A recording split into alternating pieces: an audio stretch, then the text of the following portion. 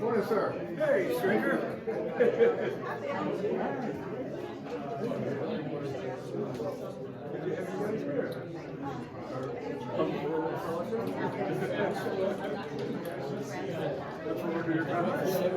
Well, I'm not sure I have any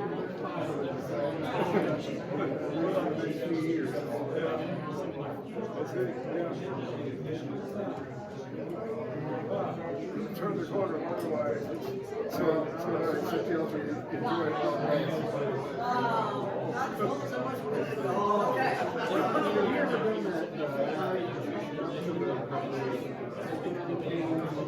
Oh yeah, sure. They said it's pretty steep. It's pretty long. It's not that bad. No, that's not bad. I enjoyed hanging out with you the other day at Coach.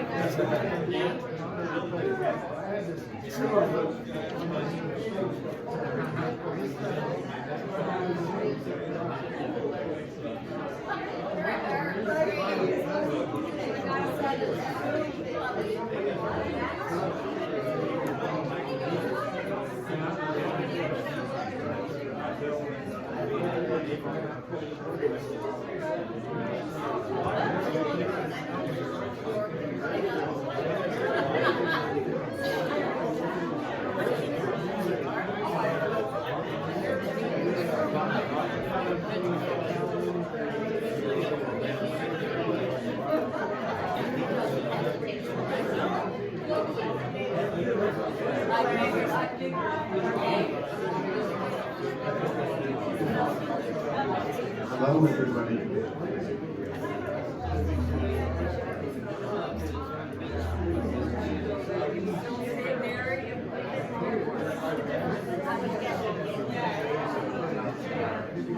Okay, let's start.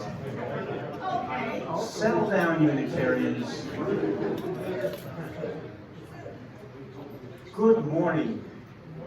I'm Kokish, and I'm your worship associate this morning. Whether you're here in person or joining us online, whether this is your first time or you're a regular, we're glad you're here. And we want you to feel at home.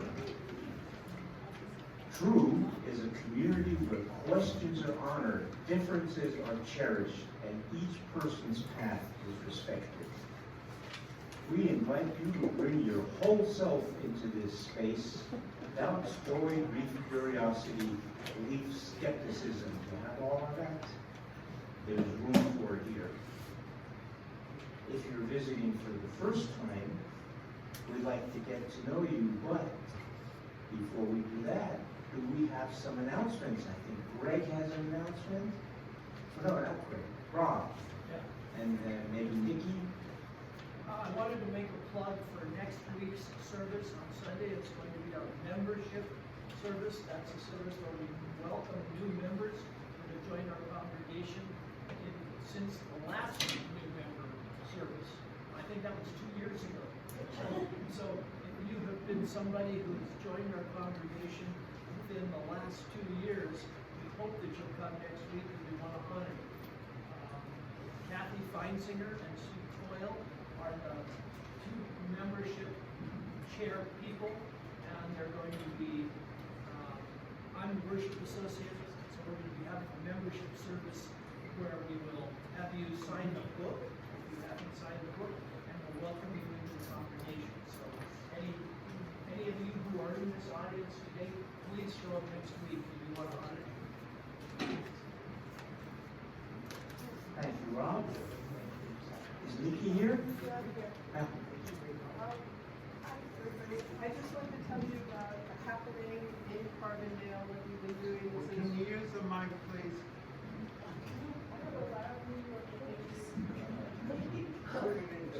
Okay, I want to tell you about a happening in Carbondale that we, meaning Age-Friendly Carbondale, has been doing for the last couple of months, and it's half-price movies at the Crystal Theater if you are over 60. So I think I've got the right audience.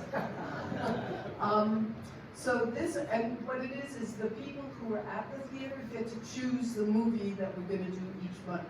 So the movie that was chosen for this month, which is August 29th, is Blazing Saddles. Okay, I guess a lot of you know it. So it's half price. You can, I'm going to leave this, there's a QR code and a way to sign up in advance. I recommend that people do that. One of the times that we did it, we were sold out and people had to be turned away.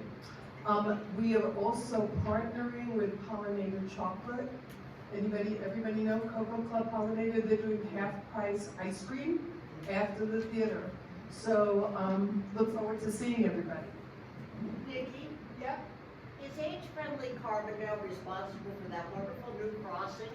Yes, we Yes. are, actually the whole community is responsible because you all said, get us crossings from the east to the west side. So they're finishing now the third one, which is by Gwent and East Lonic, that comes right in behind wherever it is. Yeah, you can walk Right straight in in behind there. here to go to west side. Thank It's you, finished. Age-Friendly Carbondale. You guys have done amazing things. Anybody who wants to join, see me afterwards. No, seriously, we have big projects and only about less than a dozen people working on them. We do need The board help. is age 65 to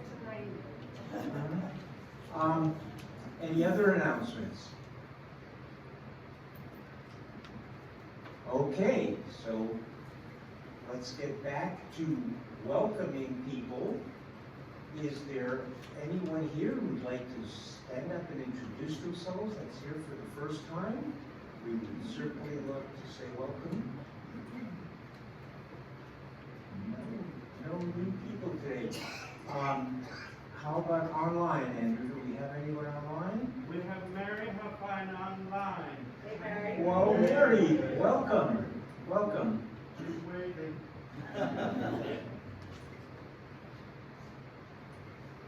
Okay, let's see where we are here. I have to tell you, my friends talked me into getting a Mac.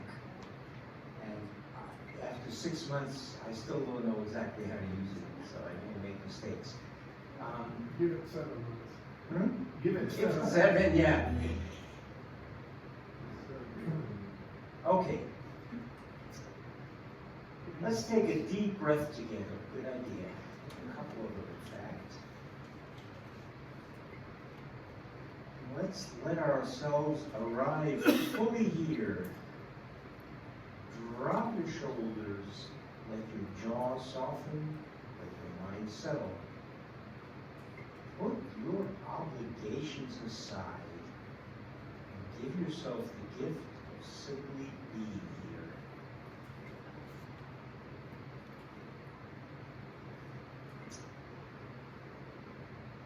Thank you to Andrew Ferrier, John McHatton, and John Kay for setting up the space that you all are sitting in.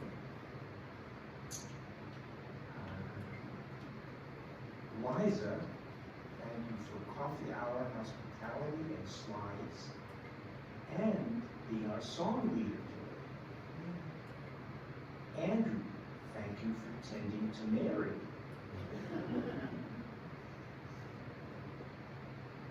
And Patrick Fagan, thank you for our music. We are a volunteer community. Your presence and efforts matter. If you'd like to become one of our essential volunteers who power our Sunday services, please see Andrew after the service. There he is. Don't forget it.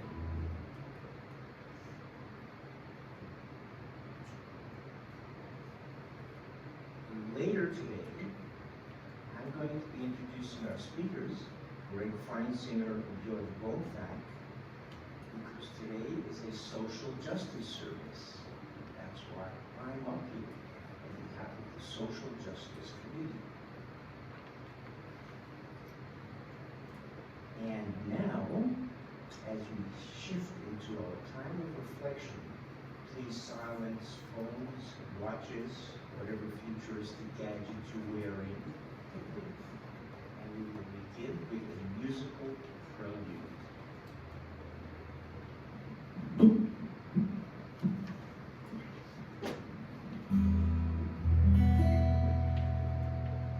Volume's okay?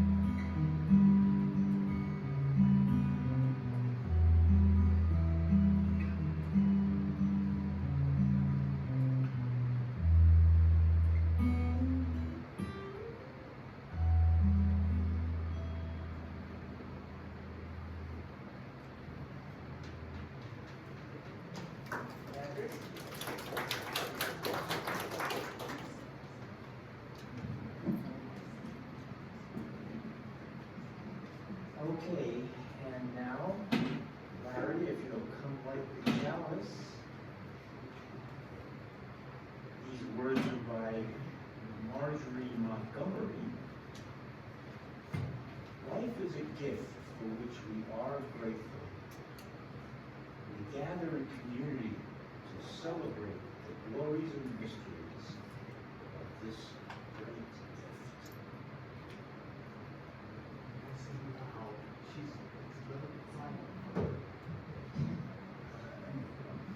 Mary wants it louder. I'll try, Mary.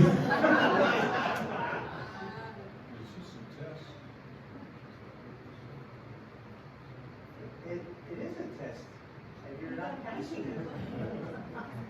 I don't know.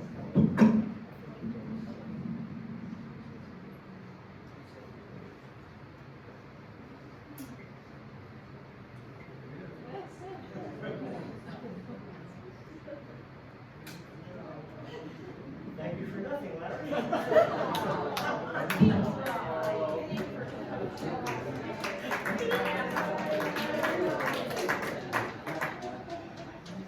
And now, Liza will lead us in our opening hymn.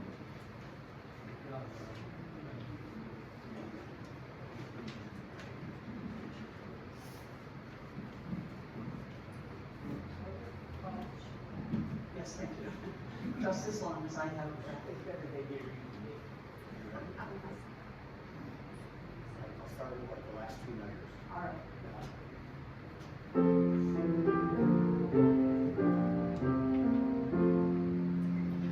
Just as long as I have breath, I must answer yes to life. Though with pain I make my way, still with hope I meet each day. If they ask what I did wrong, tell them I said yes to life. Just as long as vision lasts, I must answer yes to truth. In my dream and in my dark, always that elusive spark. If they ask what I did wrong, tell them I said yes to truth. Just as long as my heart beats, I must answer yes to love. Disappointment pierced me through, still I kept on loving you. If they ask what I did best, tell them I said yes to love.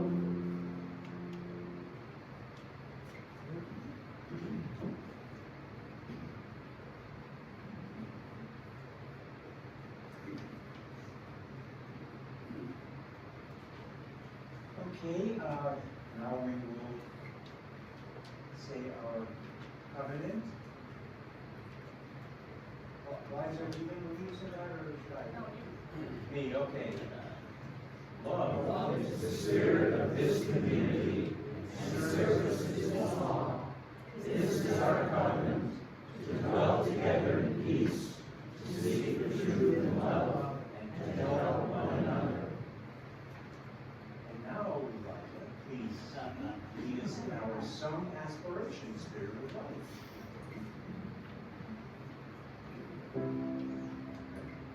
Spirit of life, come unto me. Sing in my heart all the stirrings of compassion. Blow in the wind, rise in the sea, move in the hand, giving life the shape of justice. Roots hold me close. set me free. Spirit of life, come to me, come to me.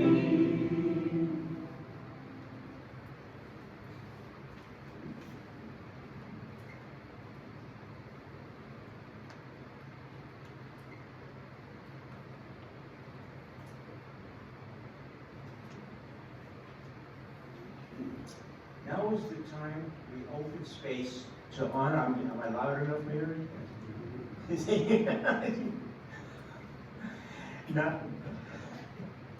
Now is the time we open space to honor those who are in our hearts, those who are facing challenges, celebrating milestones, and those who are no longer with us, but whose presence we still feel. If you would like to, please speak the name of someone you are holding in love. I invite you to do so now.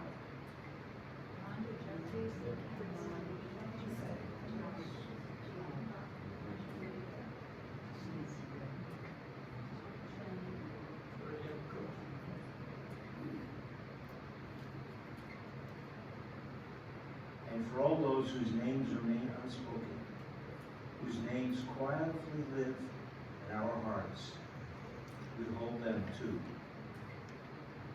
Please join in a few moments of quiet meditation.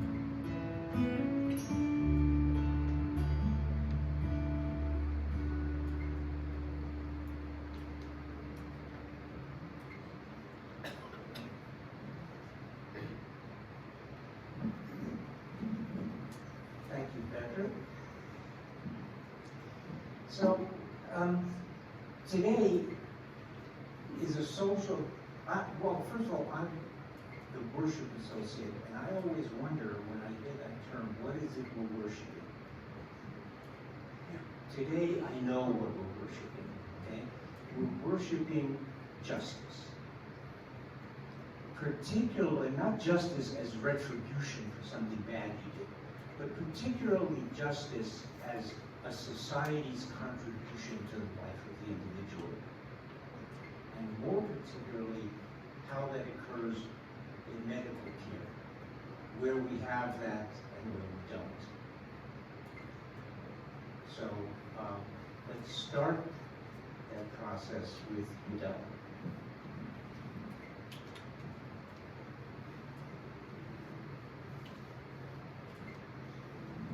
Committing to responsible healthcare reform is a moral imperative. I'm reading from the UUA Social Justice Statements.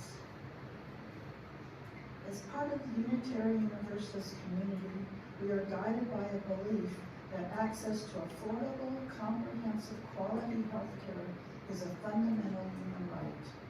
And steps to strengthen our healthcare system must be predicated on a moral imperative to assure that any reforms will directly promote the upward economic mobility of our most vulnerable populations.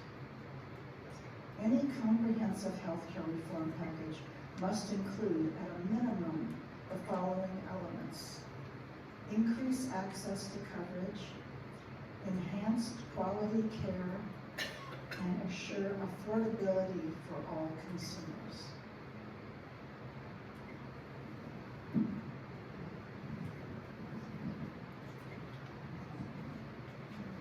Okay, and now next is our own Dr. Greg Feinsinger, who said he was retiring, but didn't retire, he rewired. He's still practicing medicine, and he's going to tell us something about where he's practicing at, what's going on there.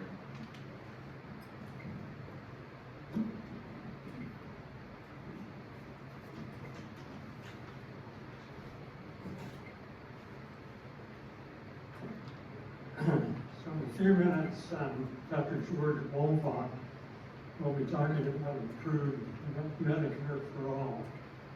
And I'm actually a woman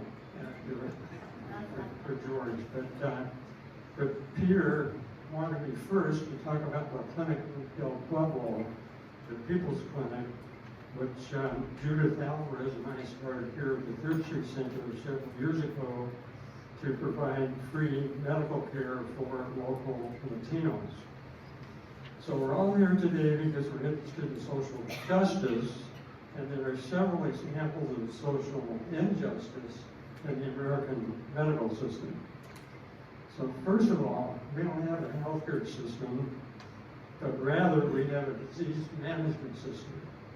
So instead of preventing chronic diseases, we wait until they occur and then spend trillions of dollars trying to manage them, resulting in needless suffering and death. And that affects poor people the most.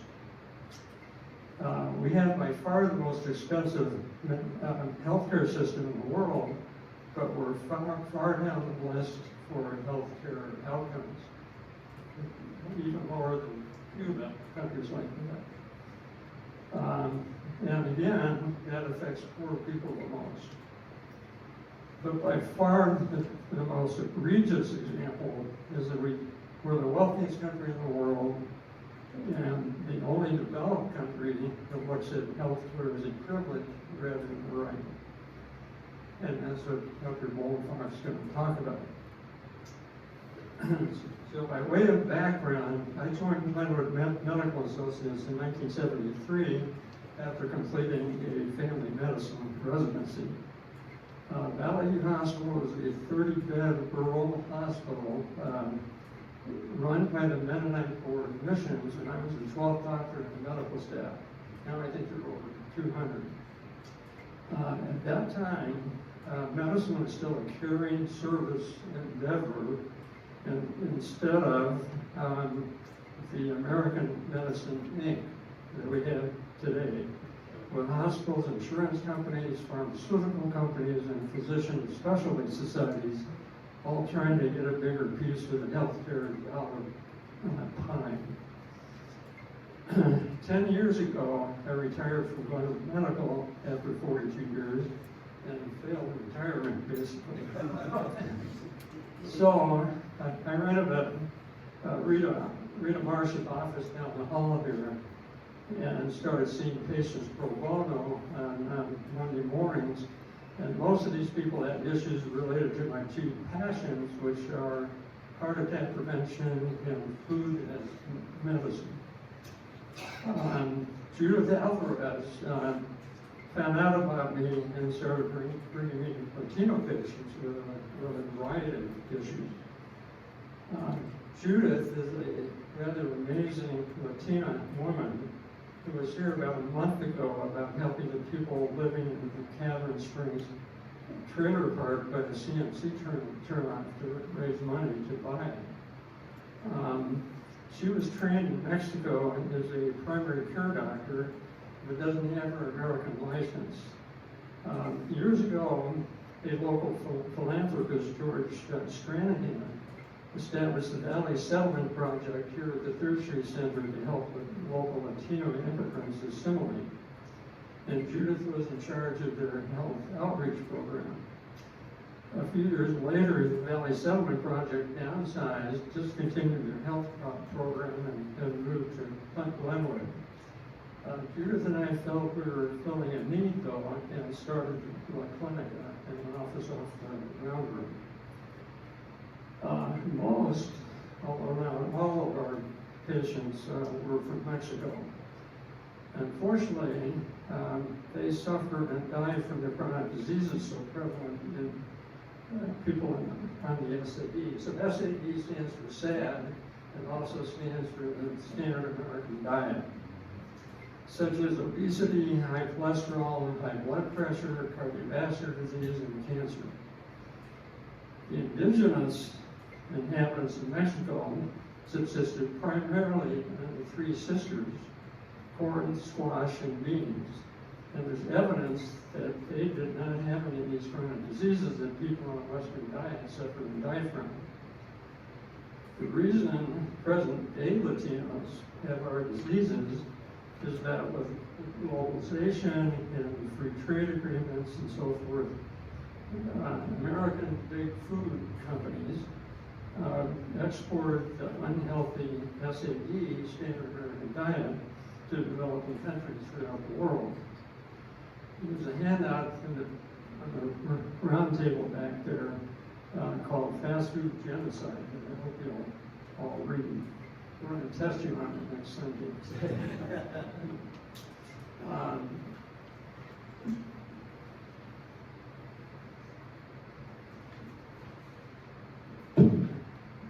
So, 80% of these chronic diseases can be prevented and often even reversed if people just eat more fruit and vegetables and moved about more.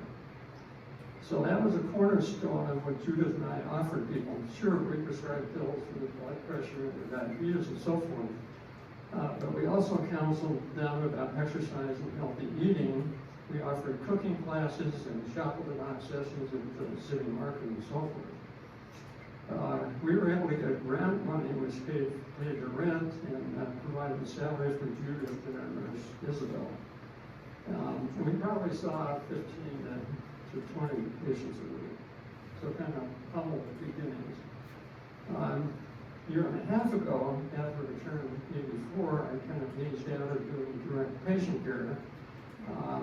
But I spoke to the shop-at-the-box sections and counsel people about nutrition. And I turned the directorship of the clinic over to nurse practitioner Jenny Lang, who works full-time. Sandy's daughter, there's definitely a true connection with all this. Sandy's daughter, Kimberly, became our grant writer and did her magic and ended up with huge amounts of her grant money, enough to have a bigger, better clinic at the other end of the hall, where they actually even draw blood for lab work. In addition to Jenny, the clinic now has a Latina behavior and health professional and a PA, and soon Bill and Nancy Flood's daughter, Elizabeth Spidell, who's a physician, will be working there as well.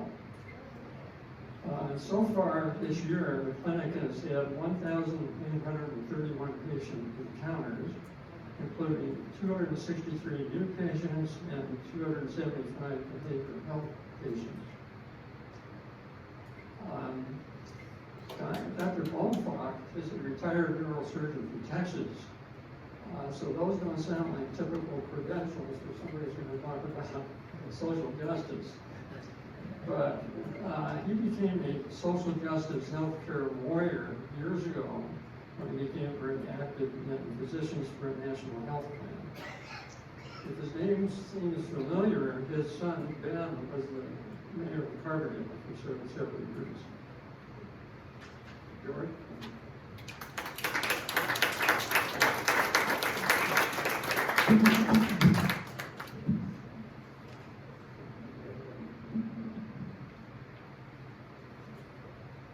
Thank you. My message has changed a little bit. I was asked by Peter several weeks ago, he kind of said, this group already knows about Medicare for all, and they're all for it, and I'm going to trust that that's correct. So he asked that I don't try to sell the choir, but to maybe comment on how we can get there. Because if we have this great idea, we're not there yet. So that's what I'm going to actually speak on more than the general notion. If you want the Medicare for all, why we should have it talk, I'm happy to give that. I've got a million slides that show everything that Greg spoke about our bad outcomes and how much we spend and whatnot. But I can assume that we all know that, and we're going to move to third grade, and that's kind of how we get there. Unfortunately, there's no simple answer, as there are not to most major societal issues. And I've been a Medicare for all warrior for truth. And I'm getting a little burned because, there's just obstacles at every turn. Greg talked about the sad American diet and why is that being exported everywhere? It's because of money in it. It's big money. And probably there's kind of two main reasons that we're not making much more progress on Medicare for all, and that's because there's a whole lot of big money opposing it in the pharmaceutical and insurance industries. The second is there's huge philosophical barriers. Greg talked and Ron talked about this group being morally driven, and you have a sense of moral obligation to justice and whatnot. I spoke to the Texas chapter of Physicians for a National Health Program, which you will be sad to hear only has about 10 members in the entire state of Texas. It's an uphill battle. And they wanted me to repeat a talk that I gave a few years earlier about how to speak to conservatives about these issues. And I got fascinated by that a number of years ago and read several books that talk about why we have such disagreements and why the country is split, because I really didn't understand. I have a sister and brother-in-law who are profoundly conservative. Why did they feel the way? How did we from the same home come out to have such different views of things? And I really wanted to understand that, so I read a whole set of books. And I came away with a primary takeaway, and that is that these issues are not necessarily political or economic and whatever else you might try to say. They're moral, and that these two sides, progressives and conservatives, have two moral views of the world, and they are diametrically opposed.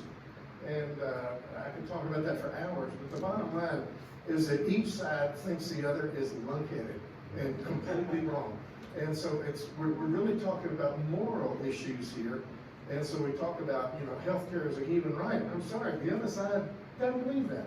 Their moral framework says that everyone should be responsible for himself, herself.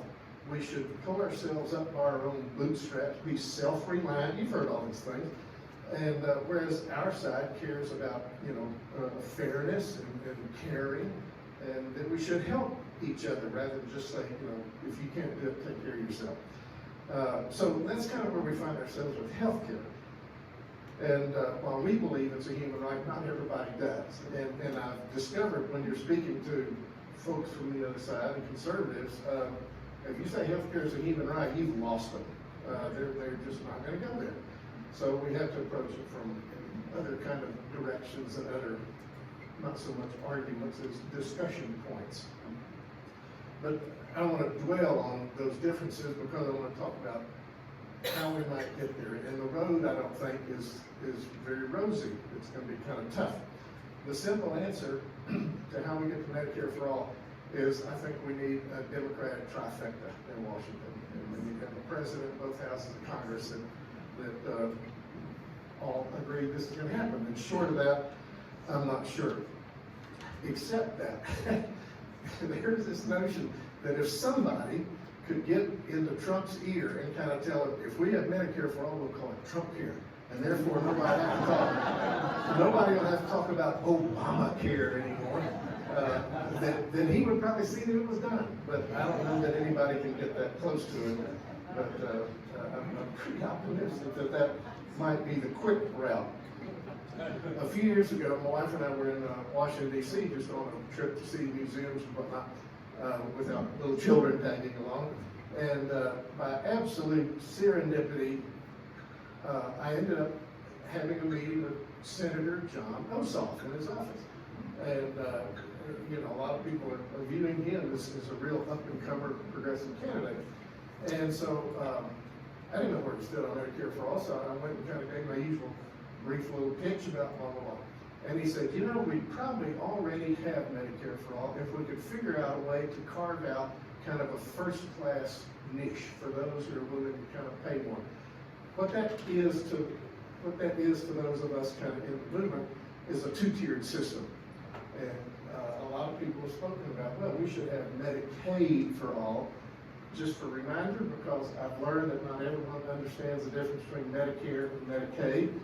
Medicare, of course, is a program that all of us over 65 enjoy and regard as the best healthcare insurance program in the country. Medicaid is a poverty program for the have-nots. Medicaid is that's a real safety net. If it weren't there, there'd be a lot more suffering, but Medicaid is not a great program. We do not want Medicaid for all and Medicare for the 10% that can afford it. So a lot of folks kind of say, yeah, we need to kind of have, Americans are very accustomed and comfortable with, first class on airplanes, the first class restaurants, the first class that we ought to have something special. There are some countries that do have this kind of a carve out. England, certainly for one, and then other countries, the rich people who are going to buy insurance kind of jump into the lines and get it in the front of the line. I mean, Disneyland has that, right? And so it may be possible, but the other argument is that if we have two levels of care, well, then the lower level is going to get third or fourth rate kind of care. And then having everybody in the same pool would kind of guarantee that, well, if it's good enough for the rich people, it's obviously good enough for the rest of us. And so having a single risk pool with everybody in it is the big desire. Whether we can achieve that, it remains to be seen, but we'll see. It may be instructional that in the 1990s, Taiwan adopted a single-payer, universal, one-level healthcare system, Medicare for all. There's so many ironies about this. Their healthcare system was designed by a Chinese Harvard healthcare economist. So everybody kind of says, well, we don't know how to do that. Yeah, we do. We're doing it for other countries around the world. China had Taiwan had several similarities to the United States, although it's minuscule size-wise. It's about 1/5 the population. I think at 20 million at the time or something. But their healthcare breakdown was about the same in terms of how many were insured, how many got from their employers, how many were uninsured, blah, blah, blah. What happened in Taiwan, where they said this will never happen, is the population became so emphatic about wanting a universal healthcare system that they convinced conservative politicians that if you don't support this, we're not going to elect you. And so the conservatives kind of out of desperation came on board. I'm not sure we're anywhere near that in the United States, but that may be another route. If we can get some conservative politicians and educate them and get them to support this for fear of not being elected, that might be one route to get them. We've tried education, and this is part of it. The organization of which I'm a member, Physicians for National Healthcare Plan, started in the mid-'80s. I was still practicing at the time, and I heard about this group and national healthcare, and I thought they were crazy. I thought they were a bunch of communists. Unfortunately, the people who led this kind of looked like radical Harvard hippie communists, and so that was not endearing to recovering conservatives such as myself down in Texas. And I thought it was crazy. And it wasn't until after I stopped, well, towards the end of my practice, there were so many problems that patients were having getting access that I began to warm to the notion that we need some sort of national plan. I didn't really understand it. But then about 10 years ago in Charlotte, where we were dividing our time, I kind of, again, just accidentally saw something in the paper about a meeting about Medicare for all. I thought, well, I'll go listen to it. And it was astounding. I mean, I just saw these slides one after the other talking about the failures of our current system, the gross excess, unnecessary amount we're paying for healthcare, pharmaceuticals, everything. And it's like, well, of course we need Medicare for all. It was very simple. And so the organization had been doing this, like I say, for 20 years prior, and then we all got into the movement, and we're thinking, a couple more talks to Rotary clubs and a few more letters to the editor, and we're going to have this done. Well, 35 years later, we haven't made much progress. So education may not be the answer. Unfortunately, I've talked about the moral differences between our side and the other side. And as you all know, the conservatives are so married to this notion of limited government, and government can't do anything right. They always talk about the post office, which is actually a pretty well-known organization. And it just runs, they have the notion of putting government more into healthcare that just absolutely is anathema to it. You can point out, it's something interesting. I had this big discussion with my sister and her husband about guns and gun violence, and cited all these articles. And they said, well, we just don't believe those articles. How do you have a discussion if they don't believe the facts that are repeatedly, laid out? And it's the same with healthcare. You try to talk to conservatives about, how we can save so much money and whatnot, and now it just won't work. If you can show them incontrovertible studies and facts, my experience so far has been they said, but, it's like, you might show us these things, but we can't have government take over healthcare. And so it's very hard to make much progress, I think, by educating and discussing the issue. One other big problem that we've been dealing with is surveys for the last 25 years have shown that over 50% of physicians, practicing physicians, support the notion of a government-run, like Medicare, healthcare program. But so far, only about 1% of those are members of PNHP. And most of those are retired physicians like Greg and me. Why have we not been able to make more inroads into the practicing physicians if they believe it already? Why? If we had 500,000, there's about 1 million practicing doctors. If we had 500,000 physicians in this organization, we get things done. That'd be stronger than AARP, probably. So again, there's no simple answer to why more physicians haven't joined. They say, oh, we're busy practicing, oh, blah, blah, blah. There's always excuses, but yes. I'm a retired physician. Right. I've practiced for 43 years. I never heard of it. There you go. We're there. I mean, The problem is it's not, yeah, awareness. And the organization has talked about, going to medical meetings and advertising and all that. It takes a lot of money to do that. And unfortunately, we're a small organization and don't have a huge bunch of money. But yeah, that's another one of the obstacles. You're all very rich, though. All doctors are very rich. Not all doctors are rich. Greg can talk to you about most primary care doctors, most family practitioners. It turns out that of the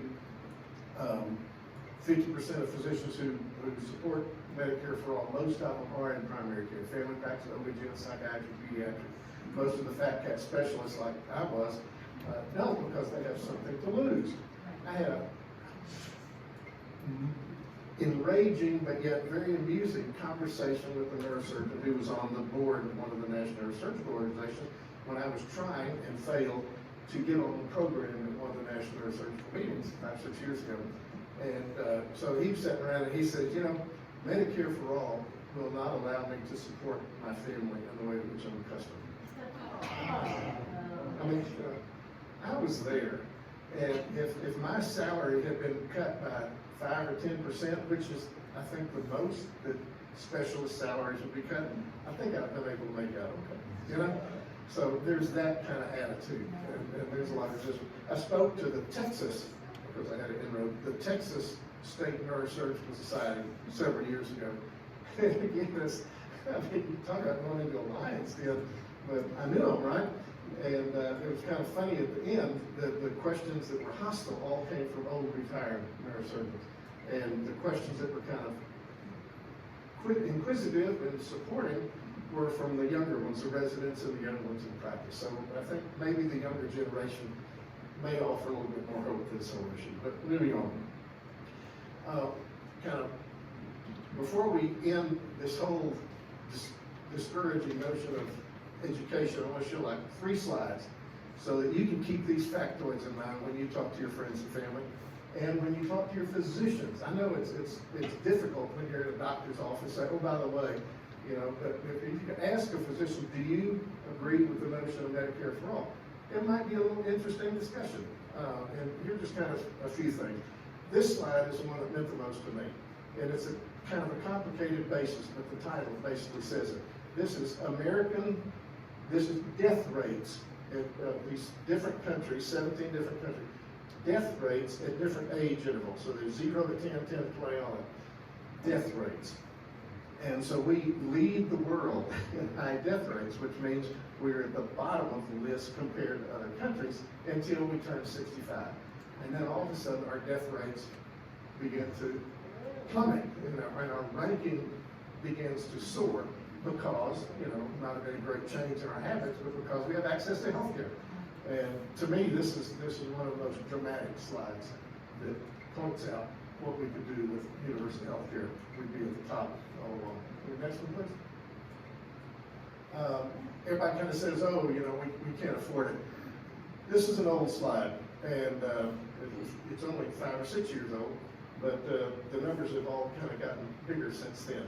So this shows that we could save that much, we only have to spend that much, and the bottom line shows that the net savings would be around $300 billion per year if we had a universal health care system. Just yesterday, I read a new paper out of either Yale or Harvard, you know, one of those liberal institutions, and it updated these figures. And the figures now, we can save $1 trillion a year. We couldn't save 300 billion, it's up to $1 trillion. And we could also save over 100,000 lives. There was a great study a few years ago that said that we could save 47,000 lives a year if we had universal health. It's now 100,000. You know how many we lose with car wrecks every year? You know, 50,000, and everybody's in this panic about that. And the drug overdoses, it pales beside what the lives that would be saved if we had universal health care. Next one, please. This is my visual, because everybody said, oh, taxes are going to go up, so we're going to have suffocating taxes if we have Medicare for All. We can't afford the taxes. What they never say, never ever, is yes, but you won't have all these health care costs that you have now with your insurance premiums, your deductibles, your co-pays, your pharmaceuticals, and all that kind of stuff. So this is my vision that today we're paying this much in taxes and private health care costs. But if we have Medicare for All, part of that would be more taxes, again, or we could call those Medicare premiums, you know, whatever. But your total spending would be substantially less. And the last slide shows that 95% of us would pay less overall than we currently pay and have full comprehensive care. It does turn out that the very wealthy would pay more, but you know, they can afford to. Okay, so that's all the slides I have. So I think that the route to Medicare for All, short of a trifecta in Washington, is unfortunately more suffering, and more suffering, obviously, as you go up the economic ladder, the suffering is worst at the bottom, and you know, then it gets a little bit better. But I think there has to be more middle class suffering, and we're seeing that. as more people were getting cut off their affordable health care plans because the subsidies were being dropped, and more people with their employer-based plans are facing higher deductibles, or they're losing their coverage altogether. And so kind of, this may be an oversimplification, but I think a lot of the movement of us getting out of the Vietnam War was when they started drafting middle-class young men through the lottery. Before that, it was just the underprivileged who were kind of, being sent over there. And now suddenly it's like our friends and neighbors, we got to do something about that. So I think when more of our middle-class friends and neighbors start suffering from inability to get needed health care, that might put more pressure on politicians to do something about it. Educating political candidates may help, but that's a slow process. Alex Kelloff, this guy from Aspen, ran for Congress in his last primary. And so when we came out here a year or so ago, I saw his name, and he, on his little campaign thing, said, we're going to strengthen Medicare and support the affordable health care. That's what they all say. And so I back in the early stages of campaigns, candidates often will respond to you. So I kind of email him or something and asked if he's going to be in Carbondale, could we sit down and meet? So we sat down at Bonfire one morning for about an hour or so. I mean, he had time. And I gave him the usual kind of spiel about Medicare for all. And he really didn't know much at all about it, as most candidates, as most politicians don't.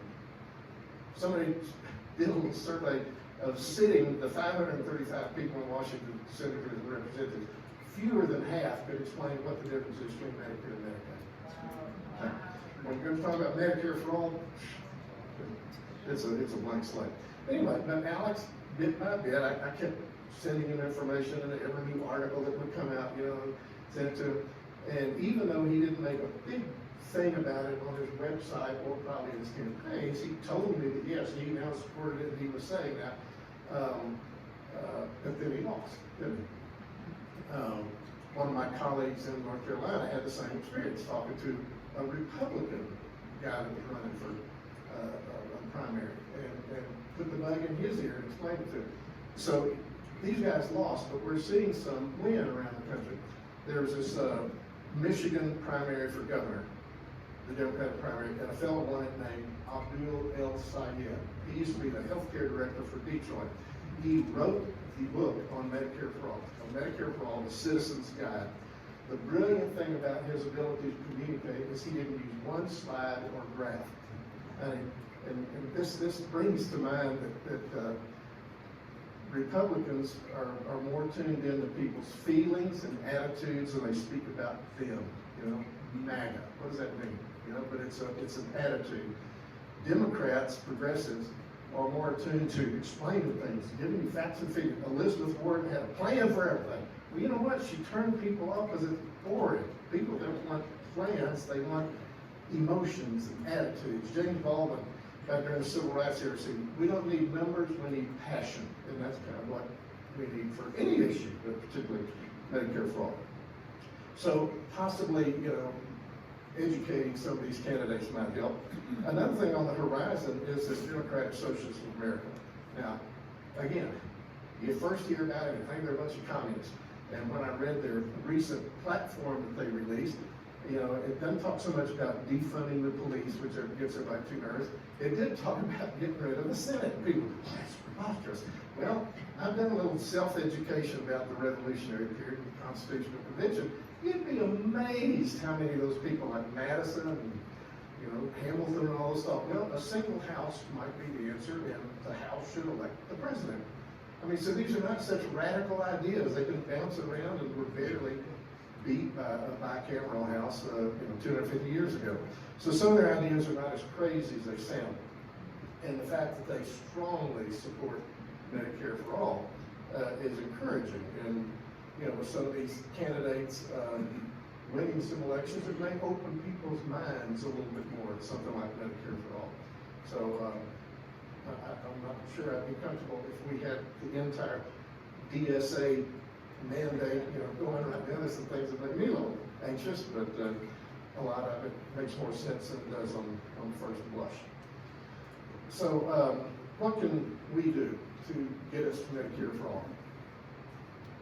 Elect Democrats, kind of keep pounding, talk to everybody, reach out to some of these primary and any kind of candidates and insist that they don't just say, I'm going to support Medicare.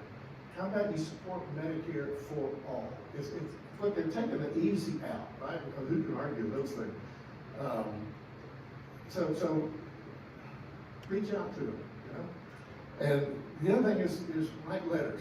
Right now, it seems that I'm kind of the Medicare guy, in the Aspen papers because I'm the only one that writes about it. Why don't you write letters? Each one of you. It's very easy. Makes you feel better. And, hopefully somebody will read it and realize, oh, well, if Sandy says this, well, maybe it's not such a bad idea. Instead of just that crank, guy that used to come from Texas. You can also join this organization, PNHP. Their website is pnhp.org, so you can remember that. I tried it, and it says you have to be a medical student or a physician. Okay, my next comment, I love comments, so I hope we'll have some questions. The website is horrible. Doctors are not real great at that kind of communication. It's been revised a million times, and it's still a horrible website. It's very tedious for a non-physician to join, but you can do it. You can join as an associate if you go to the right page. So join that. If we suddenly have 100,000 associate non-physician members in PNHP, it might get us a little farther down the line. PNHP has chapters in most states and multiple chapters in some. Unfortunately, the Colorado chapter is very inactive and kind of loose, so there's not really much to do in terms of the Colorado PNHP. There are other single-payer supporting groups around. There's Doctors for America and Healthcare for All, something like that. But most of these are not physician-centric, and having a physician-centric group gets a little bit more response in Washington. We say there's this white coat effect and whatnot, but I don't know, we still haven't made much progress. But I think that a stronger PNHP with a lot more community members would be a more effective avenue than these other organizations who kind of incidentally support Medicare for all. So I don't have any easy answer, and I think y'all understand the obstacles as well as anybody. But I encourage you to keep speaking, keep talking, keep writing, and maybe one of these days, maybe not during any of our lifetimes, but hopefully for our kids and grandkids, we have a rational healthcare program in the United States. Thank you very much. If you have time and questions, I'll be glad to.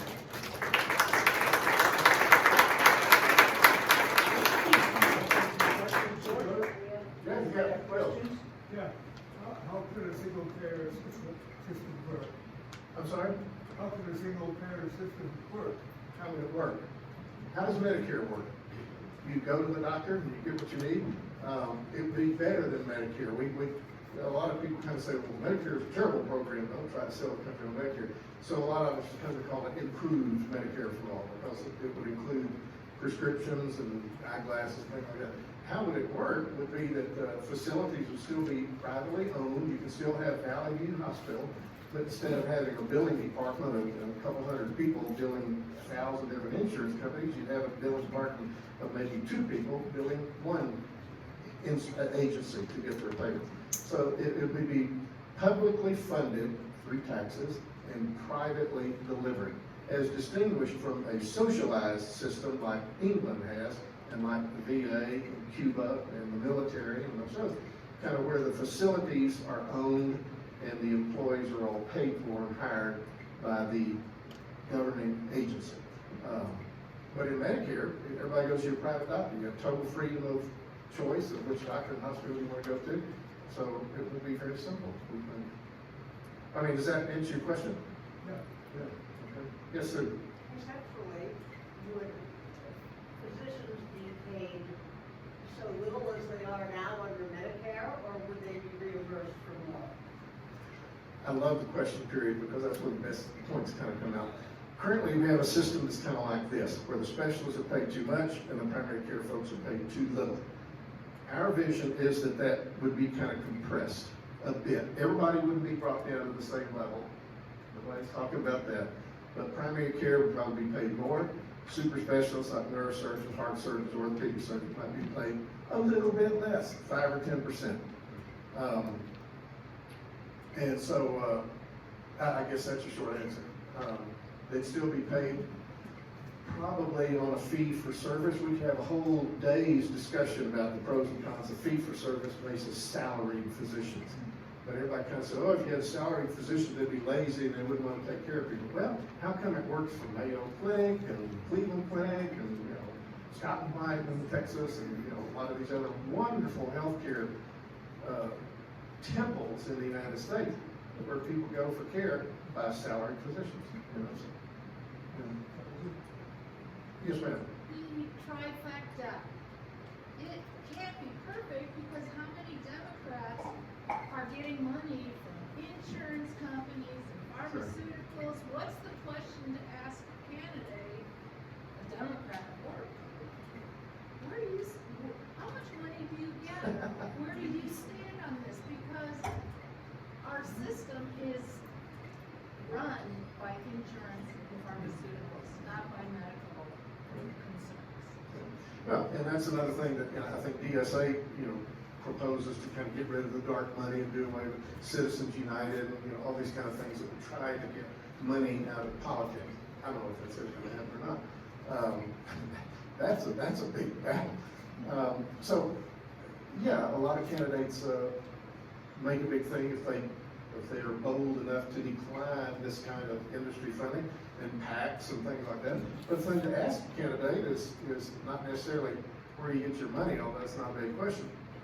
But, why would you not support Medicare for all? Ask them there. That's one of the things we found talking to conservatives and whatnot is rather than trying to beat them over the head with the benefits of our programs, what do you propose? And there's a phenomenon where people are more convinced about things that they really don't understand. Whether it's abortion, gay rights, all these kind of things. And it's always interesting when you get into the nuances of things, it's like, well, that's not so simple, is it? Our son taught me that. I used to be fairly rigid about certain things, and I think Ben was a little bit better read than I was about something. And we had wonderful discussions that, damn, that's more complicated than I thought, whether it's local housing or water rights or all these kind of things that are so prominent issues out here. Most big issues are profoundly complex, right? As is healthcare. And that's why we don't have a simple, unified answer on it. But ask politicians why they oppose it and what they would propose. And they also say, well, I propose everybody getting his own insurance. Health savings accounts. Right. Yes, you do. Yeah, is it possible to get your flyers, so we can have data? Well, sure, yeah, I'll I don't know the easiest way, I'll work that out. You'll help us write letters. Yeah, I know it's hard to boil down to the simple thing. I mean, I can give you 50 slides or I can give you these 4, but yeah, I'd be happy to, I've sent them to Andrew, and so if he can give them to y'all, I'm delighted to share these in my thing. Anything else? Thank you for your questions and your attention.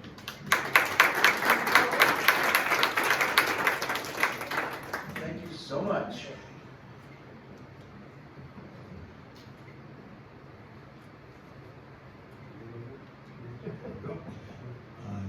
Peter Westcott brought this song to my attention. United Health by Jesse Wells.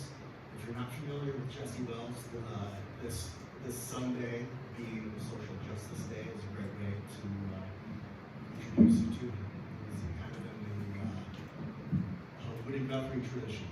I think he recorded 4 albums last year. One album a year is a lot. I'm still working on the song myself. Well, I thought I'd share it anyway. With apologies to Jesse Wells, I did change one rhyme. You'll probably hear what it is.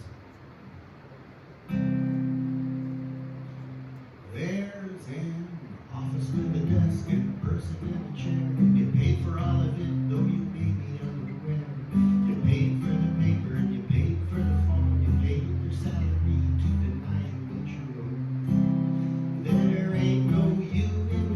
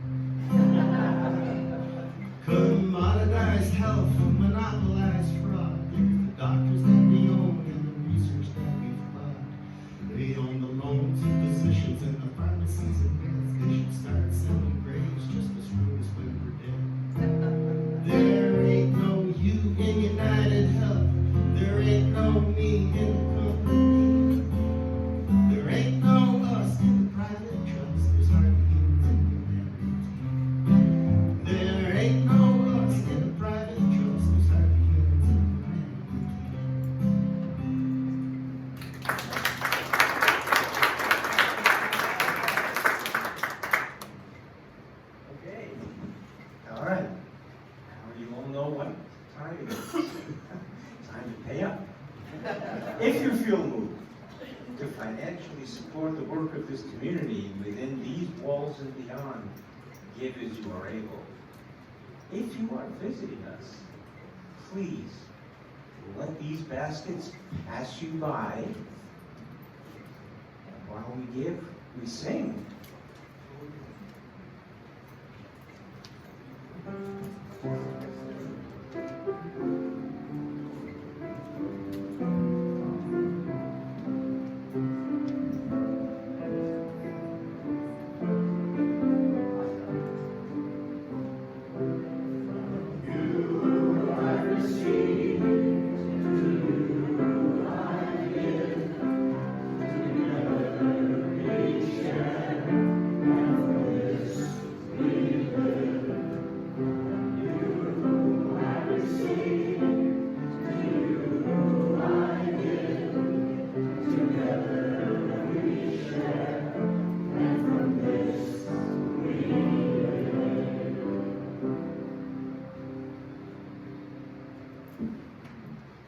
Thank you.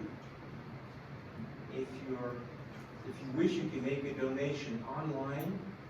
Just click true.org. Give at the top of the home page or by using the QR code in your bulletin. Scan it into your phone.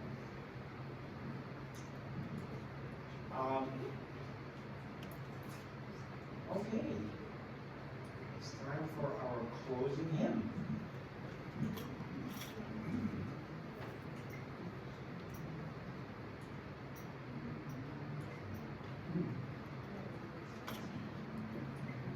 We've got new words for "'tis a gift to be simple." It is now "'tis a gift to have health care."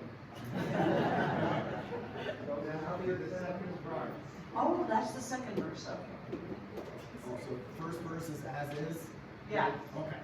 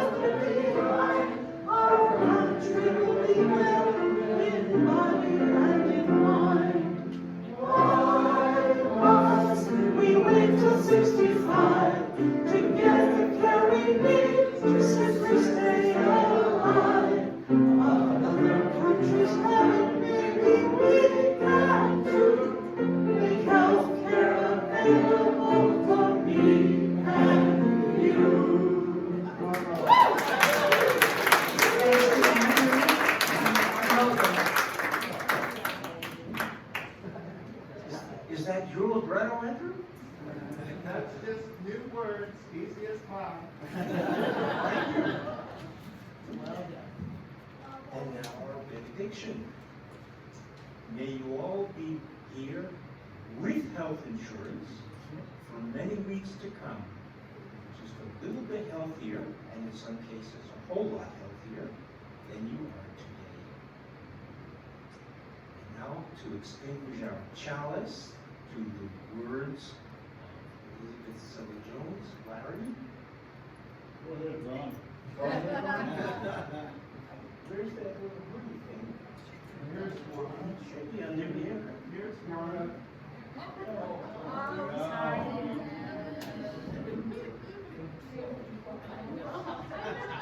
It always looks to me like a pope's hat. All right. We extinguish this flame but not the light of truth, the warmth of community, or the fires of commitment. These we carry in our hearts until we are together again. Please rise in body or spirit and join hands for our sending forth song, One World Home.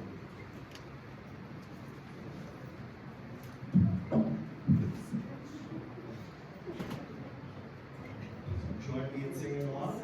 I don't have the words for this one. Acapella. All the joys and the griefs, the colors and beliefs, the sunlight shines upon us all the same. Open minds, loving hearts, helping hands is a start. One world home, one world home, one world home. Open minds, loving hearts, helping hands is a start. One world home, one world home, one world home. One world home, one world home, one world home.